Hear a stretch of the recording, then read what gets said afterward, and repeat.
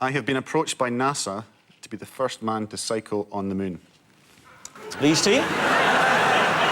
My first instinct is, why? Because, obviously, you can't go that fast on the moon, so it would be a waste of your talents. They may as well take you, Lee, with all respect.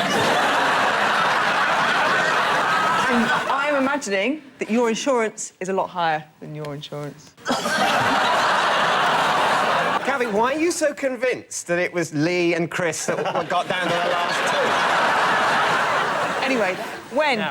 It was straight after Beijing, about 2 weeks after, but I had numerous requests and I had emails from all kinds of different people. Why did they wait 2 weeks? Lee said no. Not straight away. I thought about it for a couple of weeks. I think I can sort this out. It's quite a bold claim you're making there, Chris. Tell me, is it true? It's a tactic. Of course it's true. Oh, very good. Very good. Yes. Hey, wait, whoa. He might be lying. He might be lying. Oh, I hadn't thought of that. Yeah. Did they explain why it's crucial to the future of space exploration? Well, to have you moving very slowly on a bike that doesn't work properly? Slowly, not with the stabilisers. He wouldn't.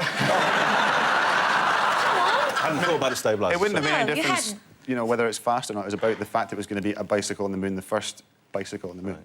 And could you be asked? Could I be? Bothered? Well,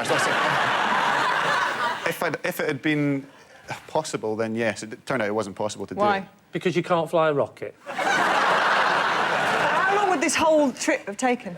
There's so many safety procedures, and you have to go through specific medical checks and all this stuff. So it's too much hassle. They were saying it was going to be like 2 weeks of stuff just here. That was one of the big issues for it not happening. Because of the time, because it would take 2 weeks to do that. Well, yeah. But a minute ago, my friend, you said, when I put the question to you, could you be bothered?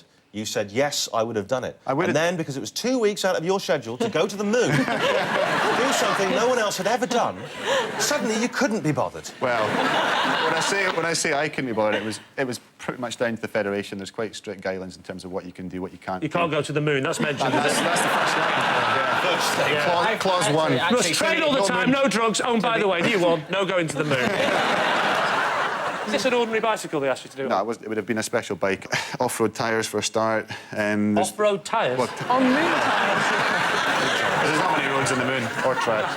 My gut is saying that he would have been approached to do this, because people jump on the bandwagon, don't they? The thing is, right, you have to wear... I've seen people going to the moon on the telly, right? And they wear space costumes with helmets like goldfish bowls, right?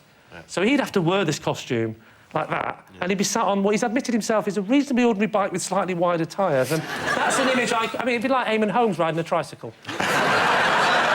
So is he telling the truth, Lee? It costs a lot to put a man on the moon, doesn't it? And a bike. And a bike. Well, it does when you put it on the British Rail, don't you? You have to pay £2 for the bike. Yeah. See, it's the same with the spaceship. I'm going to say lie, then. What are you going to... I'm going to go with my team. If I say it's a lie, we'll say a lie, then. You're saying lie? OK. Sir Chris Hoy. Is it a lie? A lie. It was a lie. Chris hasn't been approached by NASA to cycle on the moon, although he has cycled through the lobby of a travel lodge, so has experience of pedalling somewhere hostile with no atmosphere.